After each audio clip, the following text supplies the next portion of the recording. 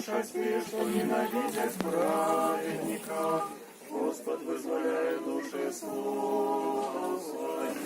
Просто. Вот проведите Андрюся на пустыню и найдите место, где он может там расположиться. Добро?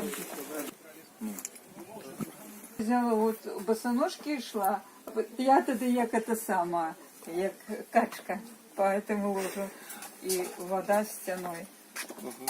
А скажите, сколько у тебя километров проходили прикладно? 20-25. Я хожу уже... В наступном году будет 20-й год. Пилигрим. Ну и я, первая пилигримка моя, был молодый хлопец, такий, был спортовец, дзюдоист. Я был отважным, але Бог меня упокорил. Тобто я першу пилигримку памятаю, что я на коленях приполз у колоса. Вы в мавзолее были? Не только. Я спалил себе ступни, у меня были, все болело. В принципе, это было такое от Бога для меня упокоривание. Сонячний день на Білорусі лагіті кручей. Другого не буде другої нагоди для щастя. На трасі життя, на даремні жарості. Люди, давайте, на повную силу. Любите, кохайте, спасінню назавтра.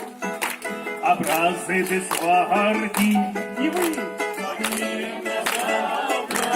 Вы приехали в город Полоцк, и теперь вас подошли до єзуїтського колегіуму. Ти сюди приїжджала на Олімпіаду. Тут було також все пригожо в 2007 році? Так, було році? так пригожо. Я думала, що це новий будинок, як це опинається єзуїтський колегіум. Полоцк, при тим, що кажеться, це колиска. Да, напевно, колиска зараз. Свята Єфросинія Полоцька. Тобто, Полоцька єпархія заснована. Да? Да. Ну, а теперь актуально Полоцк. Реальный провинциальный белорусский город, окраины бывшей Советской империи когда-то, с населенством вельми русификованным и советизованным. Вот так вот. Ефросинія Полоцька, Франтишек Скорина, Петр Скарда, єзуїтський викладчик і студент, що ось. Ну, 10 год назад я тут 11, я тут была, ось на гэтым коридоре, сидела на гэтых лаўках и вельми переживала, потому что мне треба было заходить в аудиторию и рассказывать тему, якую я не ведала, ну, вытягивать и читать, и ты перший раз бачишь, и рассказывать на испанской мове. Я так хвилювалась. А в вынику что? А в вынику добре, заняла перше місце.